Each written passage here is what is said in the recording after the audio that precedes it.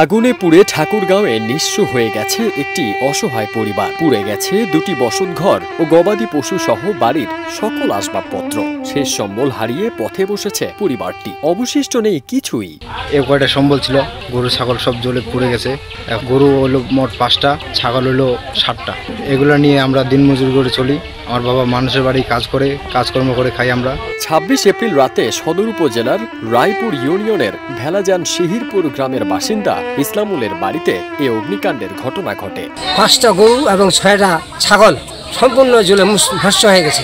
তো লোকটা গরিব, সামান্য এক কাটা মাটি মাত্র তার এখানে আছে। ওখানে সে ঘরটা উঠাইছিল সুতপার, আর আলাদা 100 করে মধ্যে গোয়ালি ঘরটা ছিল, ওই ঘরটা আগুন ধরে ভস্ম হয়ে গেছিল। কৃষি জমি কিনে খান ধরে এভাবে কোনো রকম চলে লোকটা। দিনমজুর ইসলামুল হকের ছেলে জানান, তার বাবা মানুষের বাসায় কাজ করেন। গবাদি পশুগুলো নিয়ে তারা কোনো মতে দিন গুজরান করেন। আগুনের ঘটনায় তাদের 2টি ঘর, 5টি গরু ও 7টি ছাগল পুড়ে ভস্মীভূত হয়ে গেছে। এ কয়টা সম্বল ছিল 4-5 লাখ টাকার মতো। গরু ছাগল সব জ্বলে পুড়ে গেছে।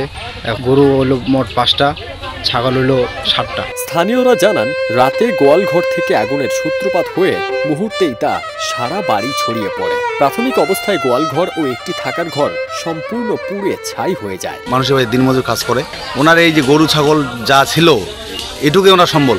এটুকু নিয়ে উনি পরিবারটা কোনো মতে জীবনযাপন করতো। আজকে সেটুকুই চলে গেল। অসহায় দিনমজুর ইসলামুলের ছেলে জানান, 12টি গবাদি পশু ও 2টি বসত ঘর পুড়ে যাওয়ায় প্রায় 5 লাখ টাকার ক্ষয়ক্ষতি হয়েছে তাদের। এ কয়টা সম্বল ছিল 4-5 লাখ টাকার মতো। গরু ছাগল সব জ্বলে পুড়ে গেছে। শেষ সম্বলটুকু হারিয়ে এখন পথে বসেছে দিশেহারা পরিবারটি। খোলা আকাশের নিচে বসবাস করছে ক্ষতিগ্রস্ত দিনমজুর ইসলামুল ও তার পরিবার। ফারদিন সানি, দেশ রূপান্তর।